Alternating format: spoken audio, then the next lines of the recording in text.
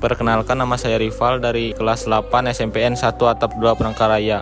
Saya ingin menceritakan sebuah cerita rakyat Jawa Barat yang berjudul Harimau yang Malang. Pada zaman dahulu ada sepasang suami istri di daerah Tasikmalaya.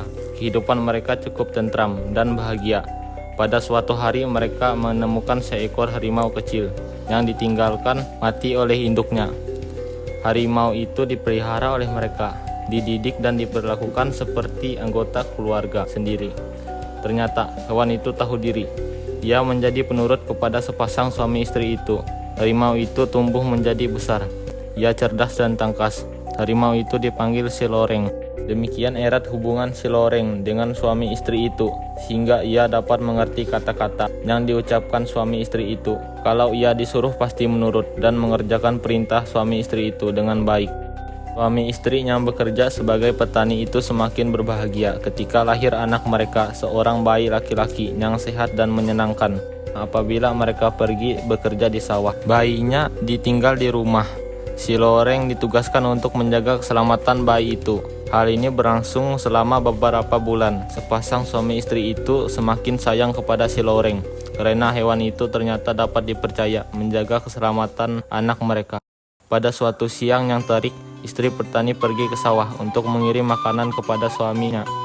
Melihat kedatangan istrinya, si suami segera menghentikan pekerjaannya. Ia segera menghampiri istrinya di dangau.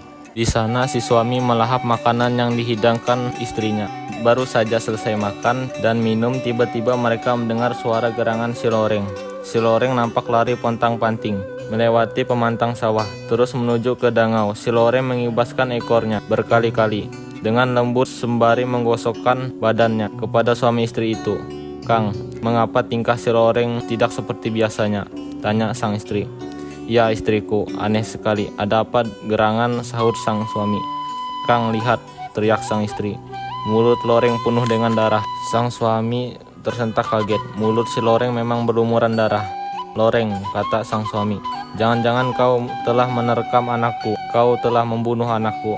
Si Loreng menggeleng-gelengkan kepalanya sehingga darah di bagian mulutnya berhamburan. Si suami seketika meluap amarahnya. Ia segera mencabut goloknya dan memenggal kepala Si Loreng. Si Loreng yang tak menduga diserang tak sempat mengelak. Harimau itu menggerang kesakitan.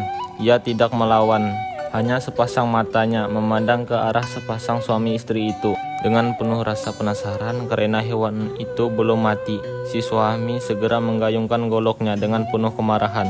Hingga 3 kali putuslah leher Si Loreng dari badannya. Binatang itu tewas dengan cara mengenaskan. Mereka segera berlari ke rumahnya. Sampai di dalam rumah, mereka mendapati anaknya masih berada di dalam ayunan. Bayi itu nampak tertidur nyenyak. Dirabanya tubuh anaknya itu, diguncang-guncang tubuhnya. Si bayi pun terbangun dan tersenyum melihat kedatangan orang tuanya. Kedua suami istri itu bersyukur karena bayinya selamat dan masih hidup. Setelah puas memandangi anak bayinya, mereka celingukan mengedarkan pandangan ke sekeliling ruangan. Perhatian mereka terpusat pada tempat sekitar ayunan anaknya. Bagian bawah, mereka mendapatkan bangkai seekor ular yang sangat besar, berlumuran darah, tergeletak di bawah ayunan. Sadarlah kedua suami istri itu bahwa Si Loreng telah berjasa menyelamatkan jiwa anaknya dari bahaya serangan ular besar. Suami istri itu sangat menyesal karena telah tergesa-gesa membunuh harimau kesayangannya. Hal tersebut dilakukan karena salah terka. Dalam bahasa Sunda, salah terka disebut nyalahan. Untuk mengenang peristiwa tersebut, maka tempat tinggal suami istri itu dinamakan Penyalahan. Lama-kelamaan Penyalahan semakin banyak penduduknya, sampai menjadi sebuah desa yang ramai. Menurut kepercayaan mereka yang berasal dari desa Penyalahan, sampai sekarang senjata apapun tidak mempan untuk membunuh harimau. Hal ini terjadi karena desa Penyalahan pernah terjadi peristiwa mengenaskan, yaitu seekor harimau yang tidak bersalah dibunuh karena salah terka. Kisah ini memberi pelajaran kepada kita agar tidak bertindak gegabah. Berpikirlah dengan cermat sebelum mengambil tindakan yang nantinya merugikan. Sekian cerita dari saya. Terima kasih.